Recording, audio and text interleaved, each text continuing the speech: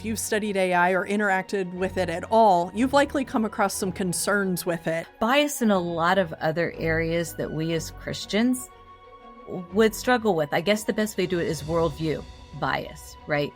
All of the things that AI is being trained in, that it is learning, the information it's being fed, it's coming from a whole lot of different people, many of whom are not going to have a biblical worldview. So when you ask it certain questions, you can expect it's going to generate a response that might not be exactly biblical truth. And our students need to be aware of that as well as us. That's part of where we need to teach them to be discerning. Welcome to the BJU Press Teacher Edition podcast, where Christian educators are encouraged and inspired as we bring you interviews, practical ideas, strategies, and answer your questions about teaching in today's culture. And here's your host, Jenny Copeland. Welcome back for part 2 of my conversation with Penny McKnight. We're talking about generative AI. In part 1, we talked about what generative AI is and how it works, as well as how it's impacting education. And before we jump into part 2, though, let me remind you to visit our website, teachereditionpodcast.com, as well as go find us on social media. Facebook, we are Teacher Edition Podcast, and on Instagram and TikTok, we are Teacher Edition Pod. You know, school is on the horizon again. Let me remind you, there's a year's worth of episodes in our podcast library.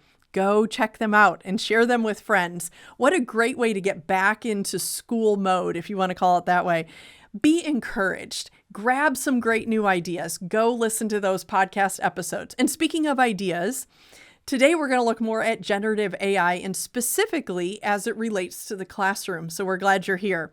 Penny McKnight is back with me. She's an experienced educator currently serving at Hartford Christian School in Maryland. Penny, welcome back. Thank you. Glad to be here. So I'm sure you have seen in your education experience, as I have, often the first response in a school, and perhaps even more so in Christian schools, is to just ban something. Perhaps for some, they feel that will halt the impact or at least slow the invasion. AI was no different. When this entered the scene, most dramatically in the fall of 2022, thousands of schools just pulled the plug and said, okay, there, we took care of it. No AI in our school. And like that pesky little stray cat, when you turn around, it's there again. So Penny, what are your thoughts on banning AI? Is that really a viable solution for Christian schools? A lot of people think it is. One educator in Arkansas put it this way: AI will make it where people are totally dependent upon it. Students need to learn on their own how to think, solve problems, and make decisions based upon facts, not what AI says. We are simply dumbing down our country when we take away the skills needed to make wise decisions. And in the educators that I talk to, even in our own school, I get a lot of that response. Like, this is the most horrible thing to ever affect education. It is going to literally take away the need for teachers to even be here. It's going to take away the need for students to know anything because all they have to do is go to the computer and AI can give them the answer. It can create their code. It can do anything they need it to do. On the other side are teachers who say, okay, it's not going away. We can ban it. We can ignore it. But it's kind of like ignoring the pink hippo with blue stripes and purple dots in the middle of the room, right? The teacher is trying to ignore it, but every student's looking at it anyway, right? And then when that little hippo starts doing its happy little dance, the eyes are focused on it even more. So can we ignore it? Which is basically what we're trying to do when we ban it, saying it's just not there. It's not going to affect you. You can ignore it. Don't do anything with it. It still doesn't take away its interest, its impact, its drawing to students. And it is doing more creative dances and interesting things all the time, which gives it an even greater draw to students. So another university, this one in Calgary, made this statement in follow-up: we can't control it. We can't really ban it, but we can help students to learn it, to use it in a supervised way, in a thoughtful and a meaningful way. And whether that way is, okay, students, this is why it is not advisable to use it in a classroom, and teaching them the truth about it and how to avoid it, what the repercussions are, or whether that is taking a different approach and saying, okay, there are times when you can use it, and teaching them how to do that. It's still something that needs to be taught. We can't assume that teachers and parents, that they understand how it works or the ramifications of it in the classroom. So, for example, we've had several book reports this year that have been turned in that were obviously AI generated.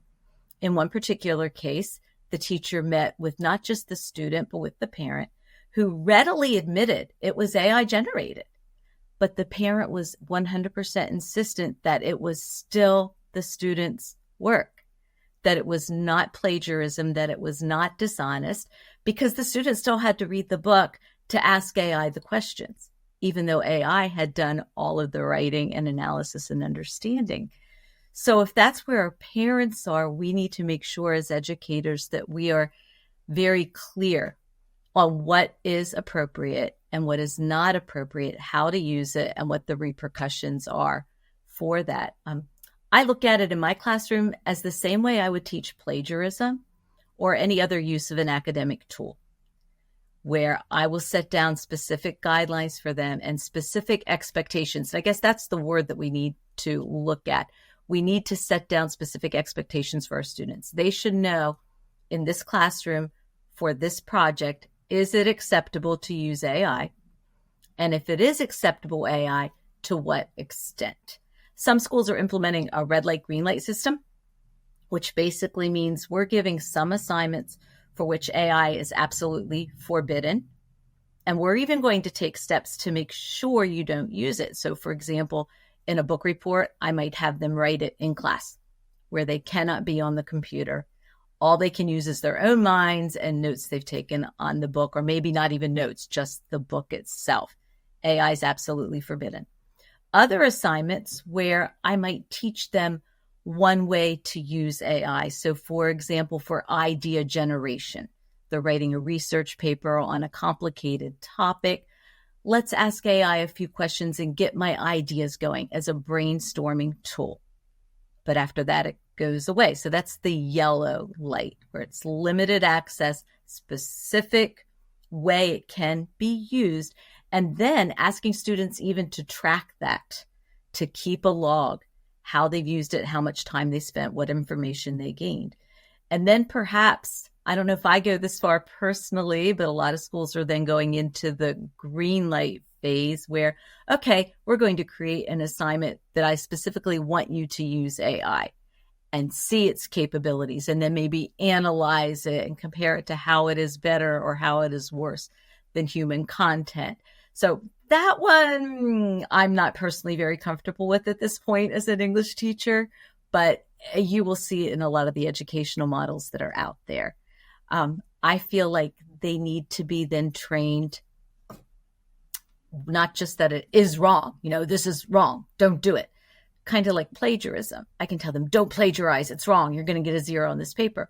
Or I can get in there and I can show them how to use those sources honestly, how to give credit, how to show integrity in every area of their writing or their homework or anything else. And I think AI is just another extension of that. It's just a way that they can use it ethically or unethically, but they need to understand that using AI to do their work is cheating. Anytime they are not producing work from their own minds, it's not honest, especially if they are then saying, yeah, here's my homework. I did it. I came up with these math problems on my own. Just like a third grader who's learning his times tables. How do I know he didn't use his calculator, right? He has that tool available. He can cheat using a calculator. How do I know he didn't go to AI for his calculus problems? Well, I might not know that. So again, that goes back to the integrity training we need. But we should be giving our students clear expectations of how they can or cannot use AI in the classrooms and why. Yeah, I think sometimes as educators, we think we don't want to talk about things like this in the classroom. We don't want to talk about ways to plagiarize, whatever. We think if we don't talk about it, they won't do it. That's not true. And same thing with AI. We think if we don't talk about it, they won't go look at. That's not true. They're already there. And yet instead we don't have to embrace it every day, but we do need to talk about it. And we need to use this as an opportunity, like you said, to prepare them to view this biblically. It's not going away. It is going to be their life going forward, and they're going to face this constantly. And we have the amazing opportunity to train them to use it in a biblical way. I loved you were talking about clearly communicating what the expectations are in your classroom. It made me think, there's a graphic, and I'll actually add it to the show notes here. It was presented at a TCEA conference by Matt Miller. And maybe some of our listeners are familiar with him. He wrote books like Ditch That Textbook and things like that. And you can debate all day long the different, things that he presents. But I loved this graphic because it's almost like I don't know if you want to call it like a scale or a compendium or whatever you want to call it, of all the way from I give a topic, the student never looks at anything technology, never, goes and looks at any resources, anything, just writes it totally out of their brain, all the way down to I give the child the assignment and they go use generative AI and completely copy it and turn it in. And how he talks about you have to find where you are on that scale in your classroom in general or for each assignment, and then say, okay, this is my expectation, because in this world, that's out there, and it gives them a clear direction.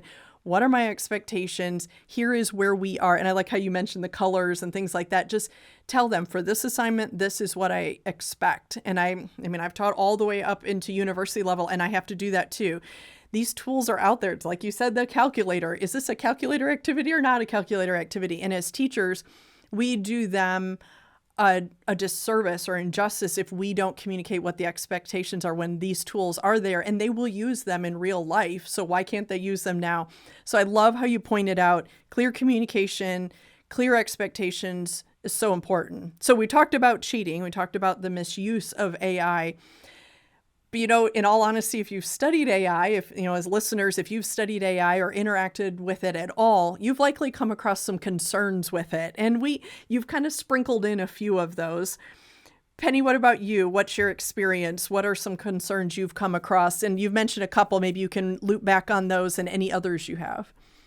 Sure. Well, obviously the cheating, since that's the one where our minds go first, and we've already mentioned that. Added to that is the fact just that it makes cheating so much easier to do and so much more difficult to track. So we've pretty much already covered that. It creates ethical concerns about, again, this goes kind of the plagiarism content about where the source came from, where the material came from. If AI is just grabbing it for you, you don't know, and you cannot give credit. And that's huge in academic institutions, is be able to track your work and show where you came it from and to give credit to those who did the work originally.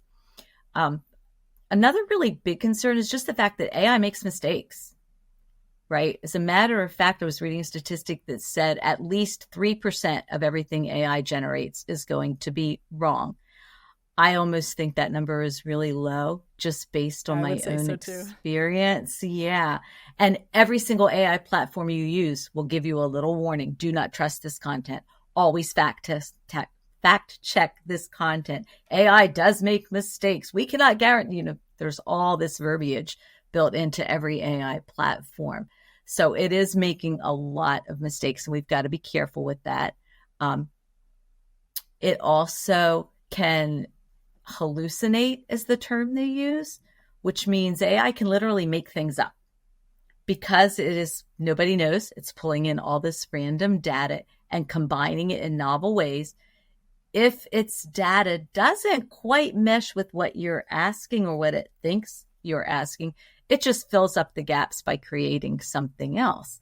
When Google Bard, now called Gemini, first came on the scene, it was doing its own advertising campaign, and it was putting out pictures and blurbs about this brand new ninth planet that had been discovered. Complete fabrication. But AI did that on its own. Nobody told it to do that. It hallucinated. There were 2 days this year back in February where For a solid 2 days, nothing put out made any sense. It was complete gobbledygook, random strings of information, random paragraphs. They had to reset the entire program. And it will frequently do that on a small scale. And if you're not really careful and not really fact checking, it can trip you up. So you've got to watch for things like that. Bias is a big concern. It's been put out there as racial bias, as bias in a lot of other areas that we as Christians would struggle with. I guess the best way to do it is worldview bias, right? All of the things that AI is being trained in, that it is learning, the information it's being fed, it's coming from a whole lot of different people, many of whom are not going to have a biblical worldview. So when you ask it certain questions, you can expect it's going to generate a response that might not be exactly biblical truth. And our students need to be aware of that as well as us. That's part of where we need to teach them to be discerning. And just like we teach them in literature or in any other subject to compare what they're reading to the Word of God, we need to teach them that if they are getting content from AI, they also need to make sure they're checking that against the Word of God. Just because the computer said it doesn't mean it's true, right? Just like the old meme, well, I know this is true because it was on the internet and it signed Abraham Lincoln, right? It's like, okay, I don't think so. Well, we can get the same thing, perhaps even more so with AI because it's new, because it is so human-like in the way it communicates. It feels like truth. It resonates with us more than just reading a list of facts off a document. So bias is a big problem we have to be aware of. It does discourage creativity, whether it's in arts or writing. It's just the shortcut to learning, right? And we know as educators, learning only occurs when students have to struggle with the material, when they have to get in deep and make it part of their own mind by going over it and analyzing it and asking questions themselves. Proponents of AI say, oh no, AI can make that happen because you're interacting with AI and you're asking it questions and you can have it actually analyze your own work. I can put in, or a student could put in his essay and say, please analyze my introduction. It's supposed to meet these 3 criterions. Where does it not? And AI can come back and it can analyze your word choice. It can analyze your topic sentence. It can analyze your grammar and your verb tense. Do not, by the way, trust OpenAI for grammar. It is horrible. But yeah, it really is. I've practiced with it many times. It knows absolutely nothing about subject-verb agreement. It's even worse on pronoun antecedent. So don't even go there. But there are a lot of tools that students can use, but we have to be careful that it's not doing the work for us, right? And students, they don't really want to sit and have a conversation with a computer. Let's be frank, most of them don't really want to analyze their work and figure out how they can make it stronger.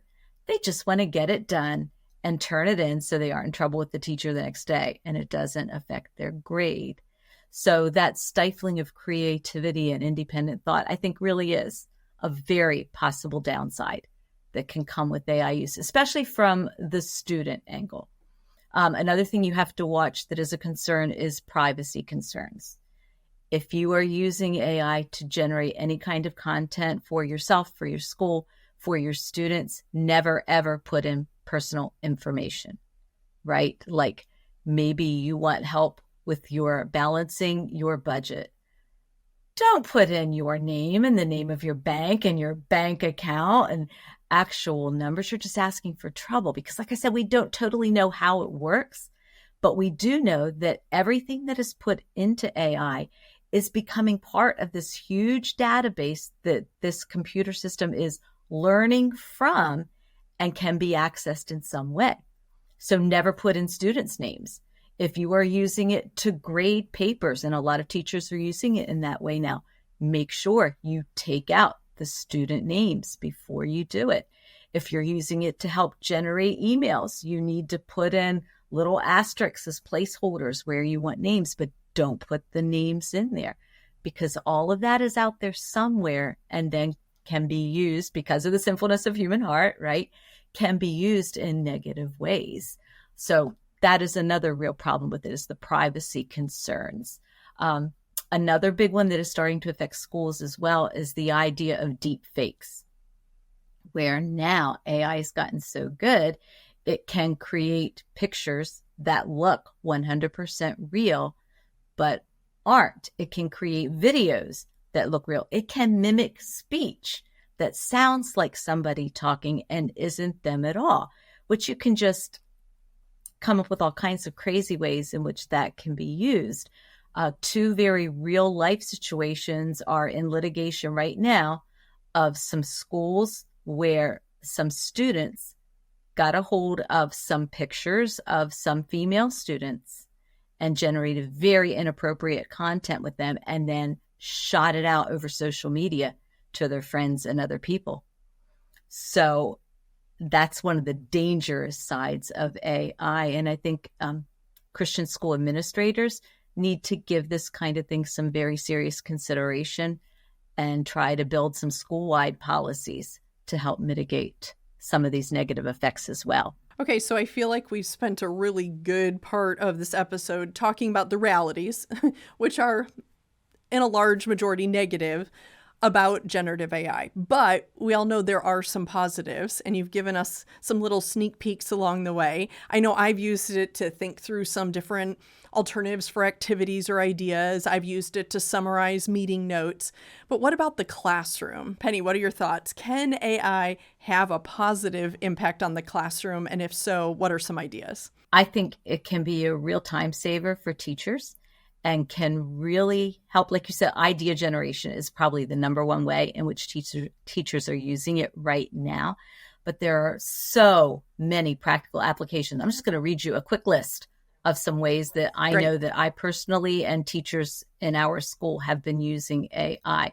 Actual lesson preparation, preparing individual worksheets. These are great. Statistics show that it is actually the extra learning center teachers with special needs children who are using AI more than any other in the classroom because it is so easy to individualize instruction, right? I have five different students. They're on 5 different reading levels. I can have AI create a reading comprehension worksheet and then just tweak it slightly for 5 different reading levels, for 5 different needs, for 5 different coding problems, whatever that happens to be. So it's very quick and easy to use for individualized, personalized instruction like that. It is also good on the other end for helping gifted students who need extra work to do. You can very quickly create things on a higher reading level or just extra practice on the same thing. I had a student come who was new this year. Grammar was not her strength. So she wanted some extra help on the test, which was the next day, right? We'd already been through my entire repertoire of practice. So I was like, okay, give me till the end of the day. I'll get you something.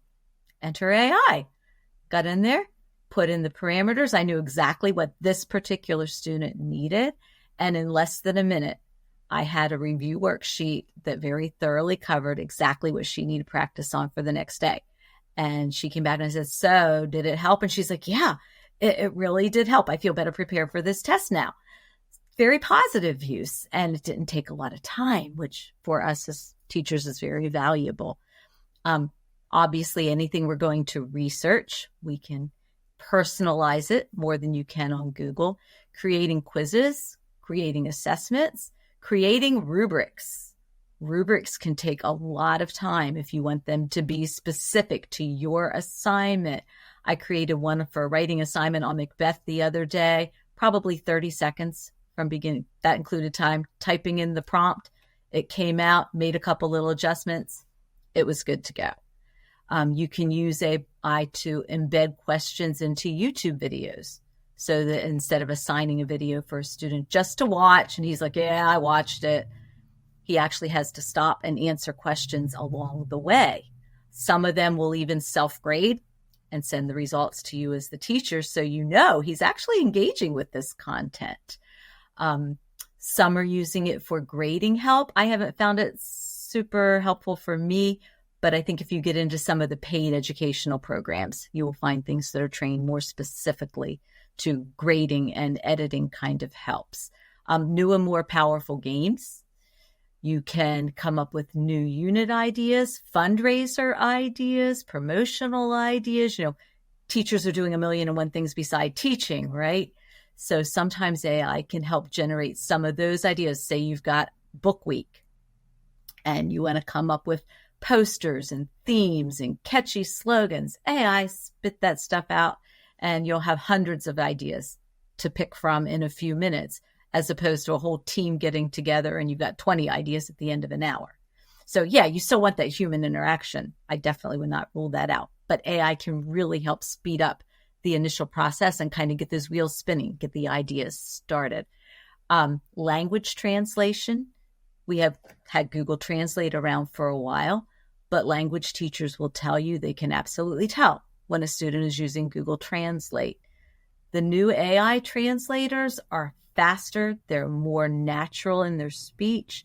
They're much quicker. There are even translation tools now that you can go and meet somebody from Saudi Arabia, turn on your translation, and you two can have a conversation with AI serving as the translator in between you. So incredible things like that you can do. So many things. Faster games, more detailed games than we could use in the past. Study helps for students can be generated. Organizational tips. You can go to a teacher's conference and you've handwritten all your notes, go home, take a picture, put it into AI, and ask it to organize those notes for you. And before you know it, your handwritten jumble is now a nicely typed up, bulleted, outlined, organized set of notes that you can use. So there are many, many ways in which teachers can use it effectively in the classroom to help them. Yeah, I was thinking while you were talking, so these are a lot of ideas of actually putting things into something like ChatGPT where there's a prompt and things like that. And there's even so many tools now that are infusing generative AI into the tool. A couple one that came to mind, Curipod AI. So if you've ever used that, you can basically put in content and it creates an interactive lesson for you. You can create your slideshow, review questions, things like that. Even tools like quizzes. I know a lot of teachers like Kahoot and quizzes and Quizalize and things like that. Well, those are starting to infuse an AI option where it will look at your content. You can drop in, paste in some content, and it creates the quiz for you. Even Edpuzzle. You mentioned watching the YouTube video and then answering questions. Edpuzzle is great for watching videos and infusing interactive activities. And now that's my favorite one. Yes, it will watch it for you. It pulls from the transcript of it and it can create questions for you. And again, we always want to check the questions and things like that, but it's using that. There's one called Humi. I don't know if you've heard of that one, where you can actually chat with a historical character. They already have put these in with the information about that character. And so you can go in and ask that character a question, like you're chatting back and forth, like a text message type of thing. And it will talk about itself and things of its era and things like that. It's pretty interesting. But anyway, there are so many different tools. What you gave was excellent. That's a fantastic list. We have only scratched the surface of AI. This could really be a whole podcast in of itself, but this has been so good. It's just really good for us to go back to the basics of our understanding, to talk about the uses and misuses, and also just get a reality check that generative AI is imperfect, it's biased, it shouldn't be blindly trusted. So this is all good. And it's a reminder there is a lot good in it when it's used in a God-honoring way and a balanced way. So let's end with some tips. Specifically, tips or recommendations for someone who wants to get started using generative AI. Penny, why don't you lead out on this one and then we'll wrap up. I would start small. Like you said, there are so many tools out there, and literally every single day I get links from newsletters that give me here are some new ones. Here are some new ones. This one does this. You can very easily get overwhelmed and feel like this isn't going to save time. This is going to take time to learn all these tools. So I would start small. I would maybe pick one of the generative AI assistants and stick with it and learn it. My particular favorite is Perplexity AI. It's not the most popular. It's not the most well-known, but it's very fast. It's very intuitive. It always gives sources for everything. It has sidebars that will also allow you to bring up video clips. It will bring up extra visual ideas. It brings up great follow-up questions that I have found very helpful in an educational standpoint. So I would highly recommend Perplexity AI. Get in there and play with it to see just what it can do. So you can see what your students are doing, because that's what they're doing. They're getting into these chatbots and they're putting in homework and they're asking questions.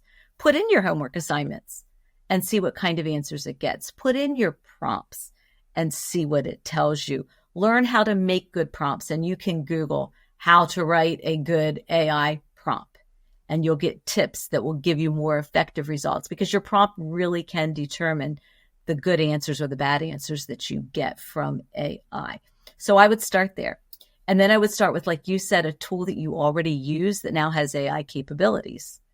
So Quizlet, for example, students are using it all the time. Students can now put in their notes and have the flashcards generated for them, right? So start with a tool that you know, Kahoot.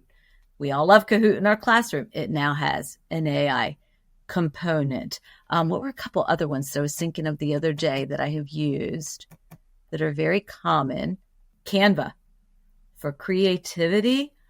Oh, wow. Canva now has an entire, what they call a magic tools suite that will let you generate images, that will let you edit images that you have. If you are a yearbook editor for your school, absolutely get in and get familiar with the AI tools in Canva. It can take out the fuzz. It can take out the pixelation. It can remove background and other elements.